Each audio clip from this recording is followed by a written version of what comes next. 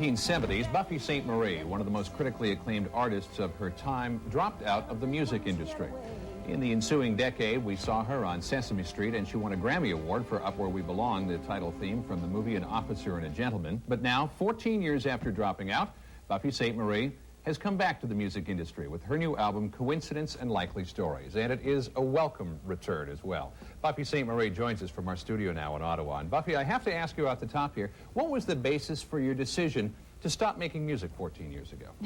Well, I had this baby on the way, and I quit recording when he was born, and now he's 16, and he's 6 feet tall, and he drives a car, and he doesn't really need his mother around, so really the question is not why I dropped out, but why I'm back. So why are you back then? Well, you know, it was life as an artist for 15 years, and it was really wonderful. I did Sesame Street for 5.5 years, and I wrote songs for other people and won an Oscar, an Academy Award, and scored a lot of movies. And yet what I was really doing was just being an artist and a mommy. And I loved it, and it's a luxury, I think, for any artist to be able to take that time off and be able to do that. I made a lot of money in my first career. I made enough so that I'd always be able to have 3 meals a day. And I just decided to do exactly what I wanted to do while I was pregnant, and I kind of got used to it. And it's not as though I stopped performing or stopped writing, but so far as performing goes, I only did 2 kinds of shows. I either went to Europe and did big, splendid concerts where they'd bring me over on the France, and then they'd put me up at the Ritz, and then send me back in the Concorde, and that's a very nice way to live. Or else I'd do concerts at either native reserves or in native urban areas. And yeah, I wanted to ask you about that. What was the message that you were trying to get across at those concerts? Oh, I was just having a good time. It's a very nourishing thing for me to do, to spend time with native people.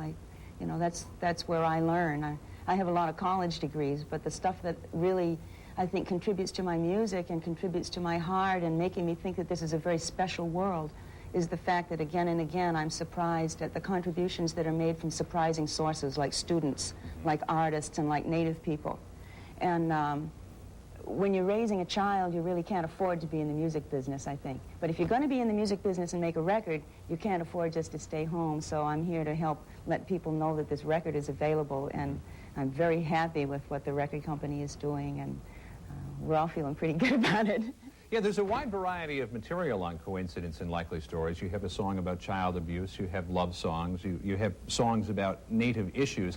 And I remember in the late 60s, you were quoted as saying that during the Johnson era, a lot of the political work that you were doing on the issue of native rights and other native issues was suppressed by the U.S. government of the day. Do you find that things are much different now in the 90s than they were in the 60s?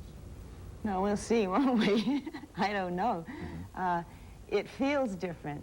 I mean, that was a very strange time, you know. Students were really speaking out. We had coffee houses, and people were talking and listening to each other and making contributions.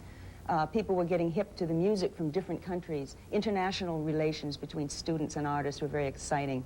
People were eager to hear about native people. And then Kennedy was killed. And everything changed. I mean, I didn't know that my work was being suppressed. I don't think the other artists involved knew either. I had to be told by journalists in Chicago and Toronto. They came forward 10 years after the fact and apologized to me for having suppressed my music. And they told me that they had letters from the Lyndon Johnson White House commending them for having suppressed my work and that work of others. So I didn't know. I was just having a wonderful time and making my contribution in other countries since I thought the U.S. had just lost interest. But do you find that there is a new openness, a new, if you will, I guess, interest in native issues, something that wasn't there in our society before? Well, it's always been there around the people that I hang out with. But I just came back from 5.5 weeks in Europe, and I was amazed at how curious once again people were about native people. Of course, in Canada, it's really nice to walk through the airports and have non-Indian people saying, "Right on, you know, you guys, it's good." And what, somebody didn't know you were a distinct society? You know, people are making jokes and really feeling good and wishing native people well, I think. I think Dances with Wolves had a very positive impact.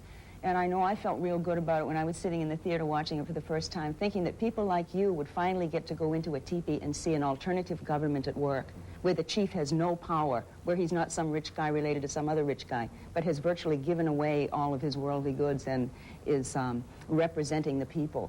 And you got to hear the Lakota language spoken as it's still spoken in the home today, and you got to see parents with their kids, and you got to see a man and a woman having it out, you know, and, you know, this woman is not a beast of burden, she's an equal, yeah?